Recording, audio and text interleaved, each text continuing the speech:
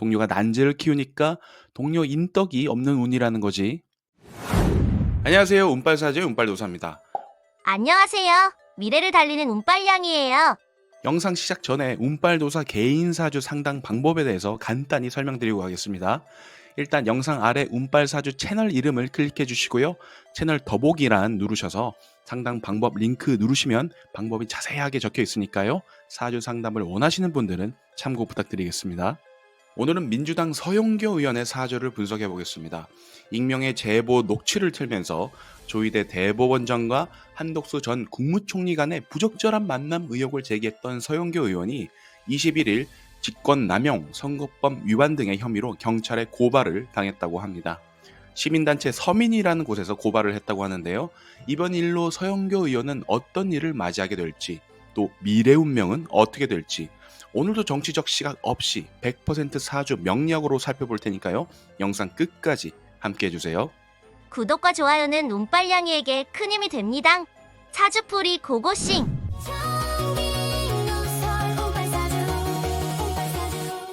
운빨도사 서영교 의원이 시민단체한테 고발을 당했다고라?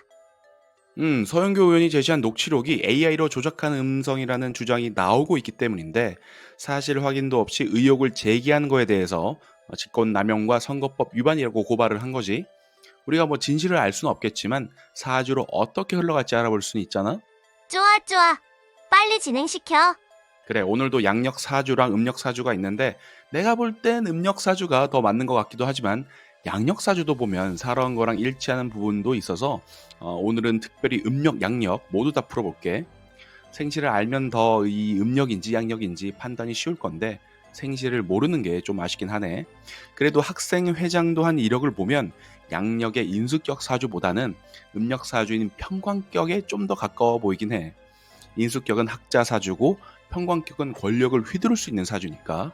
어떤 사주가 맞는지 판단은 여러분들께 맡길게요. 사주를 두 개나 봐야 되니까 일주 설명은 간단히 하고 사주 특성이랑 운세 위주로 앞으로 어떻게 될지 궁금증을 해소해 보자고. 먼저 음력 사주부터 보면 추운 겨울 자월에 태어난 정유일주야. 정유일주는 작은 불이고 유금은 금속, 보석을 의미해. 정유는 장생지에 앉은 일주라서 복이 많은 일주로 분류하지. 사주의 격은 어떤지 보니까 평관격 사주야. 평관은 카리스마, 통제력, 리더, 권력을 의미하지만 동시에 난제와 고통, 위험을 의미하기도 하니까 7개의 살이라고 해서 평관 7살이라고도 하지. 이 사주는 어떤 구조적 특징을 가지고 있나 보면 월지 평관이 연지랑 자진 합을 해서 자신의 재능으로 권력의 기운과 난제를 같이 키운다는 거야. 또 일지랑은 재생살의 관계가 되니까 권력을 취하는 만큼 고통과 난제도 커지는 구조라는 거지. 천간의 인성이 이걸 해결하는 기운이기는 한데 세주에 앉아 있어서 해결하는 힘이 좀 약해 보이네. 음력 사주 운기는 앞으로 어떻게 흘러가? 현재 대운은 경호대운 말미에 와 있는데 직업 변화운이야. 내년부터 시작되는 기사대운은 천간은 대운이랑 사주가 갑기 합이 되는데 이게 뭐냐면 진로, 문서가 묶이는 운이야. 지지도 사유 합의되면서 라이벌 때문에 커진 현실 문제가 바로 재생살로 이어지니까 직업적인 난제가 커지는 일이 생기는 대운이야. 올해 2025년 을사년 연운도 보면 문서운이 들어오기는 하지만 대운처럼 직업적인 어려움을 키우는 운이야. 솔직히 좋은 운은 아니지.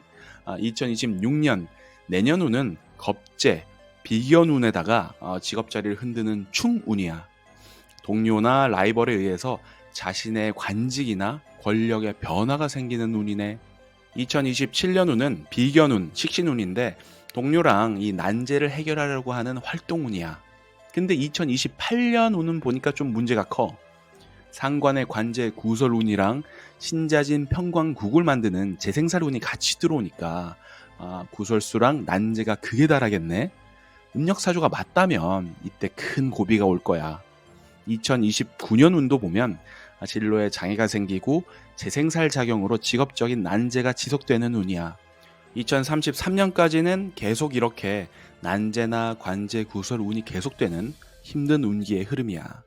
동료가 난제를 키우니까 동료 인덕이 없는 운이라는 거지.